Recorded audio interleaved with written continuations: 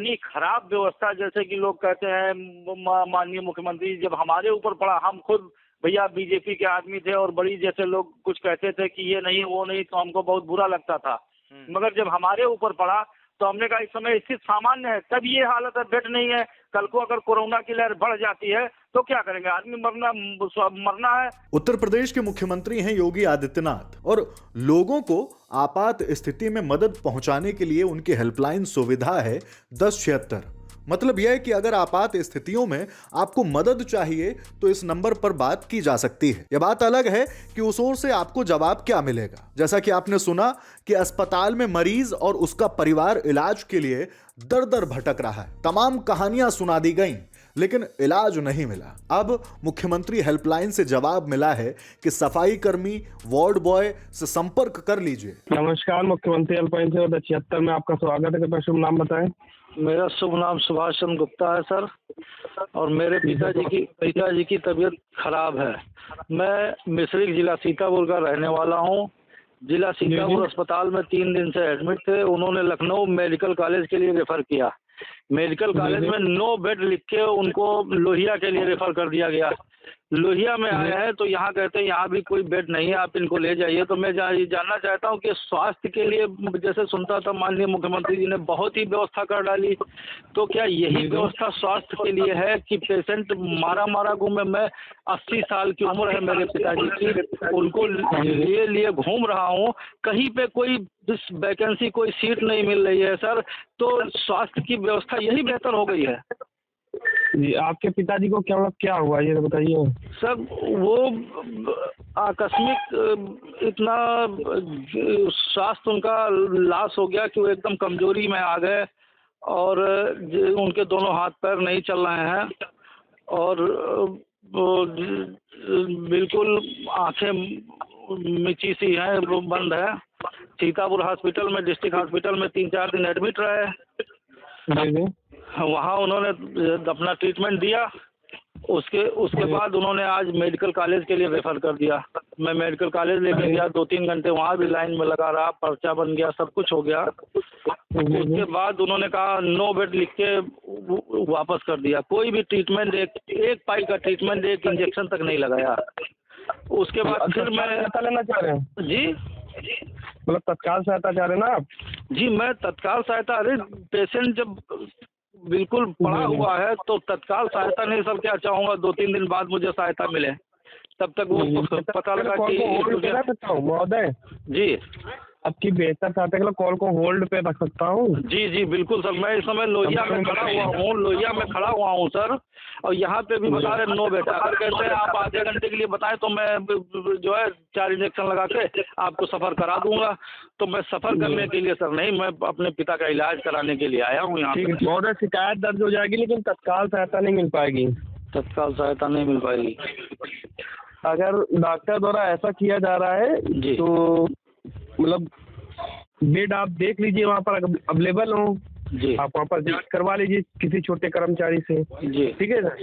अगर बेड वहाँ पर अवेलेबल हो, तब ना रख रहे हो, जानबूझ कर ना रख रहे हो, तो आप कहिए तो 112 नंबर पर कॉल ट्रांसफर कर दी जाएगी, तो पुलिस व्यवस्था करेगी वहाँ पर जाकर।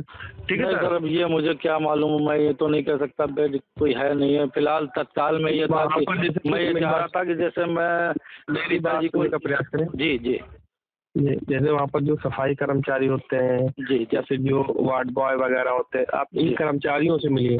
ठीक है सर। मुझे कोई जानने वाले नहीं, मैं तो बाहर का रहने वाला हूँ। किसी का कोई कहीं पर नहीं होता अस्पताल में, कहीं पर कोई किसी का जानने वाला नहीं होता है। जानने वाला बनाना पड़ता है। ठीक है सर। जी, तो आप उनसे मिलिए, कहिए, अपने तरीके से बात करिए। ठीक है सर। अगर उससे काम आपका हो जा रहा है, क्योंकि जो निम्न लेवल के कर्मचारी होते हैं उनसे अक्सर काम हो जाता है। ठीक है सर। पहले ये अपने तरीके से बात करिए। अगर हो जा रहा है तो अच्छी बात है, अगर नहीं हो रहा है तो 112 नंबर की आप सहायता ले सकते हैं यहाँ पे। ठीक है सर। चलिए ठीक है, आपने जो रास्ता बता दिया उसके लिए बहुत बहुत धन्यवाद आपको। जी जी जी जी, इसी तरह रास्ता आदमी मुख्यमंत्री जी को भी बताएगा। ठीक है जी, ठीक संपर्क करने के लिए आपका धन्यवाद। ठीक है जी, ठीक है, ओके। खैर, उत्तर प्रदेश की स्वास्थ्य व्यवस्था की मुस्तैदी को लेकर इन दिनों डंका पीटा जा रहा है। इश्तिहारों में जिक्र है कि कोरोना की तीसरी लहर से निपटने की तैयारी पूरी है। सवाल है कि इसमें सच्चाई कितनी है या महज झुनझुना है। यह जो ऑडियो रिकॉर्डिंग आपने सुनी, उसमें सरकारी व्यवस्थाओं को लेकर सवाल है। जो शख्स गिड़गिड़ा रहा है उनका नाम है सुभाष चंद्र गुप्ता। सुभाष चंद्र गुप्ता मूल रूप से सीतापुर के मिश्रिक के रहने वाले हैं। पूरा मामला क्या है यह जानने के लिए द लल्लन टॉप ने सुभाष चंद्र गुप्ता से बात की है। वो जो पेशेंट थे उनका पूरा नाम क्या है? शिव नारायण लाल गुप्ता। शिव नारायण लाल गुप्ता, ठीक है जी, मेरे पिताजी हैं। अच्छा, उनको क्या दिक्कत हुई थी? उनको सर थोड़ी सी प्रॉब्लम थी, न्यूरो से संबंधित थोड़ी सी प्रॉब्लम उनको हुई थी। हाँ। उसके बाद जो है उनका इलाज हुआ सीतापुर में। हाँ, सीतापुर ठीक हो गए थे। फिर एकदम से मतलब थोड़ा सा उनका स्वास्थ्य बिगड़ा तो डॉक्टरों ने रेफर कर दिया लखनऊ के लिए। अच्छा, सीतापुर जिला अस्पताल में इलाज चल रहा था ना? जी जी जी जी। ठीक है, तो लखनऊ में कहाँ के लिए रेफर किया था उन्हें? मेडिकल कॉलेज के लिए रेफर किया था। अच्छा, तो मेडिकल कॉलेज आप किस दिन पहुंचे हैं? मेडिकल कॉलेज में 25 तारीख की रात में करीब पहुंचा हूँ, 10 बजे के आसपास। रात में 10 बजे? जी जी जी। 25 नवंबर 2021? जी जी, 25 नवंबर। ठीक है, फिर वहां पर जाके क्या हुआ? वहाँ पर सर पर्चा वर्चा बन गया। इनको वो स्ट्रेचर से मैं इमरजेंसी में अंदर ले गया। हाँ। डॉक्टरों ने देखा तो बोले इनका ऑक्सीजन लेवल लो जा रहा है, इनको वेंटिलेटर की जरूरत पड़ेगी। ठीक है। तो यहाँ पे कोई वेंटिलेटर खाली नहीं है, इसलिए हम यहाँ इनको नहीं रख सकते हैं। जब मैंने काफी उनसे खुशामद उसामद की कि भैया कुछ भी करो, सीरियस पेशेंट है, नहीं कुछ ऑक्सीजन ही फिलहाल तब तक लगा दीजिए और कुछ प्राथमिक उपचार इनका ट्रीटमेंट चालू कर दीजिए, क्योंकि रेफर होके तो जो इनका ट्रीटमेंट चल रहा था वो भी बंद हो गया। ठीक है। न रेफर करते तो सीतापुर में जो ट्रीटमेंट चल रहा था, ऑक्सीजन मिल रही थी, वो तो मिलती, अब वो भी मिलनी बंद हो गई। आपके यहाँ 1 घंटे लगभग, मगर डॉक्टरों ने वहाँ कुछ नहीं सुना। फिर जब ज्यादा कहा तो उन्होंने 9 बेड लिख के राम मनोहर लोहिया के लिए रेफर कर दिया। अच्छा, पर्चे पे 9 बेड लिख के राम मनोहर लोहिया के लिए रेफर कर दिया। मरीज की उम्र कितनी थी? मरीज की उम्र 79 ईयर्स। 79 years, okay. फिर आप उनको RML ले गए, राम मनोहर लोहिया अस्पताल लखनऊ? जी जी जी जी। तो वहां पर क्या हुआ?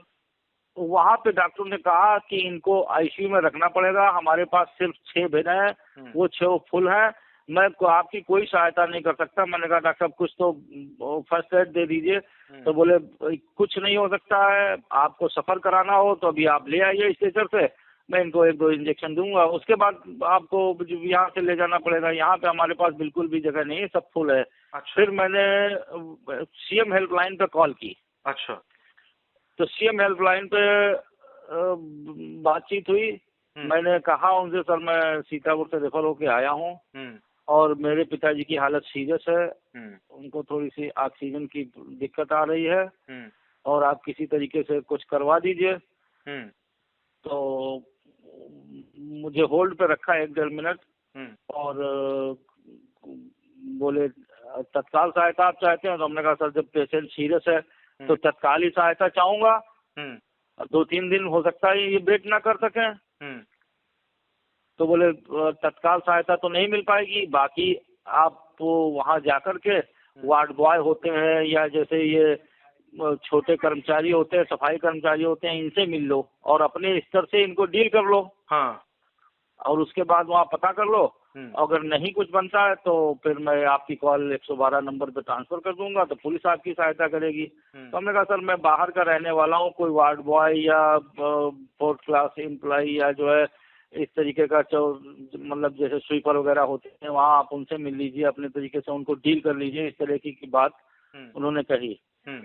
तो मैंने कहा मैं जानता नहीं कहाँ हम वार्ड बॉय को ढूंढेंगे और कहाँ स्वीपर को ढूंढेंगे। सर चलिए ठीक, आपने जो हमें राय दी है या सलाह दी है उसके लिए मैं आपका आभार व्यक्त करता हूँ और आगे आने वाले समय में हो सकता है भाई मुख्यमंत्री जी को भी मैं इस तरीके से रास्ता, ये बात मैंने जरूर बोली उनसे, आने वाले समय में हो सकता है माननीय मुख्यमंत्री जी को भी हम इसी तरीके से समझा रहे हैं कि 22 का चुनाव आ रहा है, ये हमने जरूर कह दिया। ये हमें नहीं कहना चाहिए था, अच्छा, मगर हमने ये अहम चीज ये है, उसके बाद क्या हुआ? उस कॉल के बाद क्या आपको कोई मदद मिली? नहीं, कोई मदद नहीं मिली, कुछ नहीं हुआ। उसके बाद मैं फिर विवेकानंद गया, वहाँ भी बेड नहीं मिला।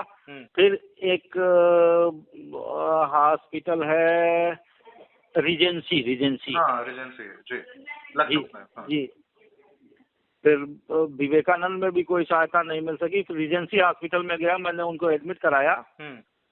वहाँ पे 3 घंटे के आसपास इनको रोका गया होगा। हम लोगों को तो वो बाहर कर देते हैं, इमरजेंसी में न जाने दिया, ना आईसीयू में जाने दिया, बाहर बोले आप वेटिंग रूम में बैठिए जी। वहाँ पे मैं 3 घंटे रुका। 3 घंटे बाद बोले आपका पेशेंट जो है उसकी हार्ट बीटिंग रुक गई है, अब वो पेशेंट आपका खत्म हो गया है। तो अब वो मैंने देखा वो दुनिया में नहीं? अब वो इस दुनिया में नहीं है। अच्छा, किस रोज उनकी डेथ हुई है? 26 तारीख को सुबह यही 7 साढ़े 7 बजे के तो आसपास। आप 25 तारीख को जब यहाँ पहुंचे तो आप पहले मेडिकल कॉलेज पहुंचे, फिर वहां से आरएमएल पहुंचे, और इस आरएमएल गए, आरएमएल के बाद फिर विवेकानंद गए। हाँ, विवेकानंद इसी तरीके से, मतलब जैसे 25 तारीख की रात में आप पूरा घूमते रहे? पूरा रात घूमते रहे। सुबह 3 बजे के आसपास से थक हार के जब कहीं कोई सहायता नहीं मिली तो ये नेट पे हमारे साथ हमारे एक जानने वाले थे, उन्होंने सर्च किया तो बोले भैया ये रीजेंसी हॉस्पिटल है, ये थोड़ा महंगा पड़ेगा। हम लोग औसत दर्जे के मतलब मध्यम वर्ग के लोग हैं, ज्यादा पैसा खर्च नहीं कर सकते थे, क्योंकि इनका लोगों का बिल का मीटर तो ऐसा चलता है, बताओ दिन में 1 लाख बना दें, 2 लाख बना दें, कितना बना दें। 3 घंटे में इन लोगों ने 45,000 समथिंग बिल बना दिया, और मरीज भी हमारा नहीं हमारे हाथ लगा। उनको बिल का पेमेंट करके और उनको उनकी डेड बॉडी लेके हम लोग थक हार के वापस आ गए। तो मैं मतलब जो आपकी बातचीत दिख रही है 1076 पे, जो मुख्यमंत्री हेल्पलाइन है, उस पे आपने तकरीबन 12:40 पे बात की? जी जी जी जी जी 26 तारीख को? जी जी जी जी जी जी। मैं 1-1.5 घंटा मेडिकल कॉलेज में रुका, कोई सहायता नहीं मिली वहाँ पे। तो मैंने कहा वैसे पड़ा रखने से क्या फायदा है, लोहिया कह रहे हैं चलो लोहिया ही लेके चलते हैं, हो सकता है वहीं पे कोई इलाज मिल जाए। तो वहाँ पे भी कुछ सहायता नहीं मिली। फिर विवेकानंद गया, विवेकानंद में भी कोई सहायता नहीं मिली। फिर हम लोग रीजेंसी हॉस्पिटल गए, वहाँ पे भी सहायता क्या सहायता मिली ना मिली वो सब बराबर हो गया। हमारे पिताजी आज हमारे बीच में नहीं है, अब ये हमारा दुर्भाग्य है। एक बेटा अपने पिता के इलाज के लिए रात भर उत्तर प्रदेश की राजधानी लखनऊ के अस्पतालों में भटकता रहा। सरकारी अस्पताल इलाज नहीं दे पाए। मुख्यमंत्री हेल्पलाइन से मदद के बजाय परामर्श मिला कि अस्पताल के निम्न कर्मचारियों जैसे कि सफाई कर्मी, वार्ड बॉय से मिल लीजिए। काफी भटकने के बाद प्राइवेट अस्पताल का रुख करना पड़ा। सुभाष चंद्र गुप्ता के पिताजी की मौत हो गई है। द लल्लन टॉप की टीम ने मामले में लखनऊ सीएमओ डॉक्टर मनोज अग्रवाल के कार्यालय में भी संपर्क किया। सवाल किया कि क्या इस तरह से मदद मुहैया कराई जाती है, क्या अब मामले की जांच होगी। जवाब मिला है कि यह तो मामला सीएम हेल्पलाइन का है। उपाय है कि आईजीआरएस या कहिए जन सुनवाई पोर्टल पर शिकायत की जाए। खैर, शिकायतों वाली ढेरों चिट्ठियां हैं। बेबसी के साथ लोगों को इस बात का इंतजार भी है कि इन पर कुछ होगा क्या।